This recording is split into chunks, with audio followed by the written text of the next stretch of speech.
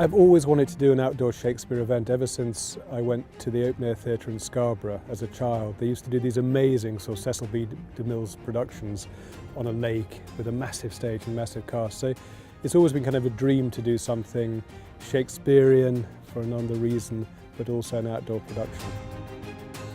I think the plans to bring the Shakespeare Rose Theatre to York next summer are really exciting. I think this is a unique thing, not just for York, but for the rest of the UK.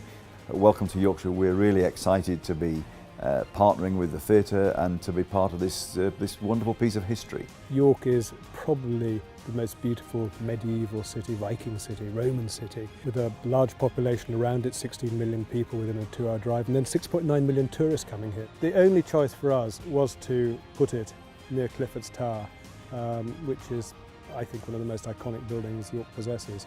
So we're going to take a car park and we're going to put a great replica of an Elizabethan structure.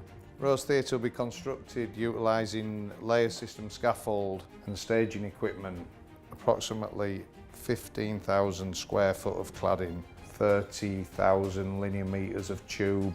The equipment in total, I would estimate, weighs about 60 tonnes. We've got to build it in a 3-week period, so we would anticipate putting between 40 and 50 operatives on it. Well, it's special for us in the way that it's quite local to our main depot. You know, it's not often we get the opportunity to do such things in Yorkshire. A theatre with no roof with that sort of concentrated environment can provide a very direct, visceral experience both for the actors and the audiences. There'll be much more interplay. They're going to be very much so a part of every performance, as was the way it was in Shakespeare's day. The 4 productions, well, the first one is very easy, Macbeth.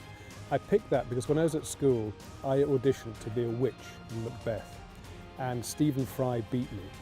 And I think his career could have been mine. So I'm still recovering, I'm still in therapy, but it was definitely, the Macbeth had to be the same, the first one. Romeo and Juliet, I think, is just the most beautiful, tragic love story of all time. Richard III had to be. His final line, apparently, which Shakespeare didn't actually write, was, "Please don't bury me in Leicester." So, you know, he should have been up in York, but he's now in Leicester. So that picked itself. And Midsummer Night's Dream, you know, the most joyful comedy that Shakespeare wrote.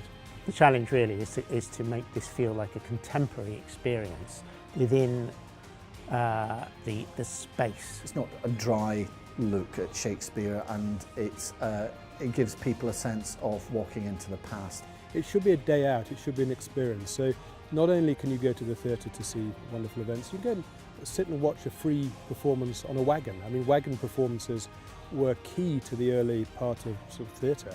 There's going to be a food village put together by Brian Turner. It's just going to be a wonderful environment to sit and chill and then go to the theatre. So it's like a big free foyer for people. And it's never been done in this country or in Europe before, so a first for York.